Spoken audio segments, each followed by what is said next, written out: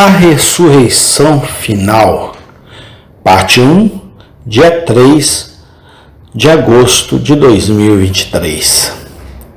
Não vos maravilheis disto, porque vem a hora em que todos os que estão nos sepulcros ouvirão a sua voz e sairão, os que fizeram o bem para a ressurreição da vida, e os que fizeram o mal para a ressurreição da condenação. João, capítulo 5, versículo 28 ao 29. Essas palavras fazem parte da defesa que nosso Senhor Jesus Cristo faz para si mesmo, quando perseguido pelos judeus por curar o homem impotente e ordenar que levasse sua cama no sábado, e por justificar sua conduta quando acusado por eles de ter profanado aquele dia. Nesta ocasião, ele se professa não apenas o Senhor do sábado, mas também o Senhor da vida e da morte, declarando nas palavras do texto a ressurreição dos mortos a ser realizada por seu poder. Isso ele introduz com essas palavras como um prefácio solene. Não se maravilhe com isso, com esse meu estranho discurso. Não se surpreenda ao me ouvir, cuja aparência é tão baixa em seus olhos, pois vem o dia em que os mortos serão ressuscitados pelo meu poder. Observe nesse texto. Primeiro, a doutrina da ressurreição afirmava: todos os que estão na sepultura ouvirão a tua voz e sairão. Os cadáveres reduzidos a pó reviverão e evidenciarão a vida pela audição e pelo movimento. Segundo, o autor disso, Jesus Cristo, o Filho do Homem, versículo 27, os mortos ouvirão sua voz e serão ressuscitados por meio dela. Terceiro, o número que será levantado, todos os que estão na sepultura, isso é, todos os corpos mortos de homens, mulheres, crianças, por mais diferentes que sejam, em diferentes tipos de sepultura, ou todos os mortos, bons e maus. Nem todos são enterrados em sepulturas propriamente ditas. Alguns são reduzidos a cinzas, alguns afogados e enterrados nas barrigas dos peixes, sim, alguns devorados por devoradores de homens, chamados canibais, mas onde quer que se encontre a matéria ou substância da qual o corpo foi composto, dali eles surgirão. Quarto, a grande distinção que será feita entre os piedosos e os ímpios, ambos de fato ressuscitarão na ressurreição. Nenhum dos piedosos estará faltando, embora talvez eles não tivessem um enterro ou muito obscuro, e todos os ímpios sairão. Seus túmulos abobadados não os conterão por mais tempo do que a voz é pronunciada, mas os primeiros têm uma alegre ressurreição para a vida, enquanto os últimos têm uma terrível ressurreição para a condenação. Quinto, o tempo definido por este grande evento. Há uma hora ou certo período de tempo fixo, designado por Deus para isso. Não nos é dito quando será essa hora, mas que está chegando. Por isso, entre outras razões, para que estejamos sempre prontos. Haverá uma ressurreição dos mortos.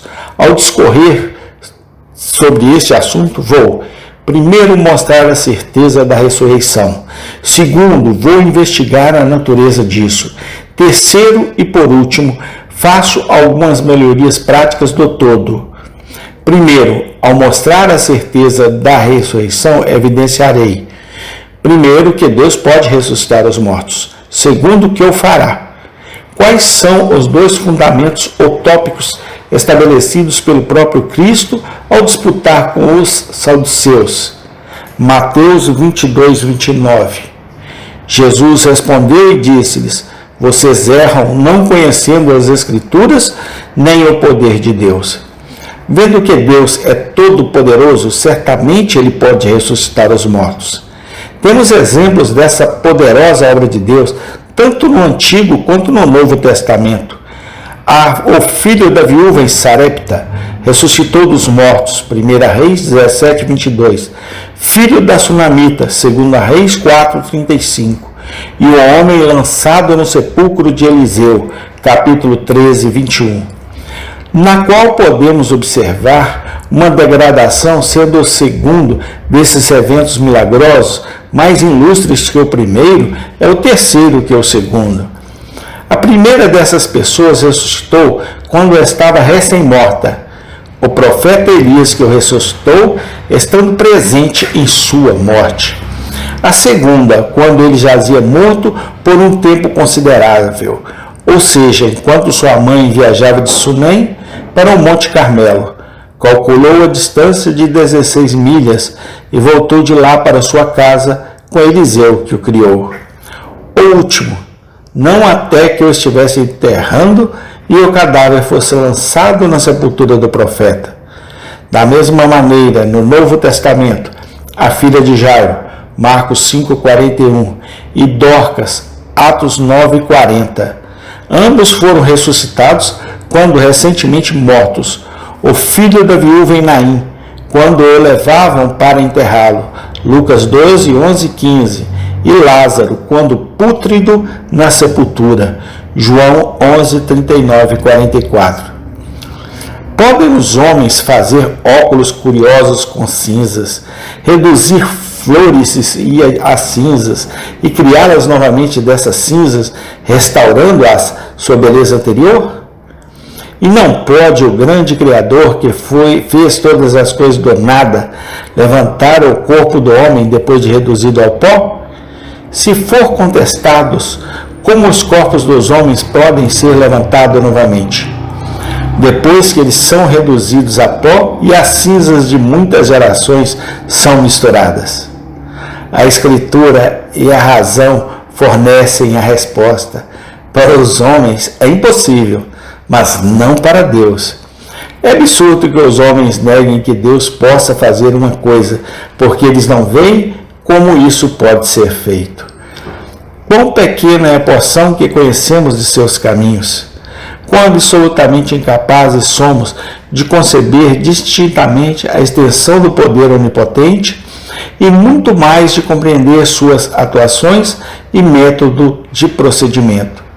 Não questiono, mas muitos homens analfabetos são tão grandes incrédulos quanto há muitos experimentos químicos, como alguns homens instruídos são para a doutrina da ressurreição, e como estes últimos estão prontos para ridicularizar o primeiro, então o Senhor os terá em escárnio. Que mistério para os índios, que os estranhos brancos pudessem, por meio de um pedaço de papel, conversar entre si a uma distância de algumas centenas de quilômetros.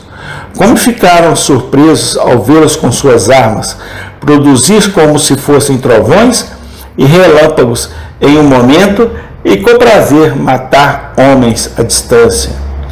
Alguns homens farão coisas que são maravilhas aos olhos de outros, porque não podem compreendê-las.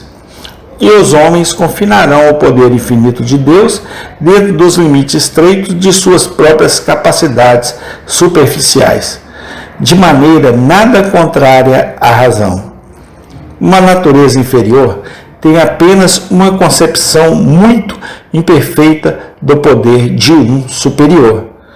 Os brutos não concebem os atos da razão nos homens, e os homens têm apenas noções imperfeitas do poder dos anjos. Quão baixa e inadequada uma concepção, então, deve ter uma natureza finita do poder que é infinito. Amém e amém. Tem continuação.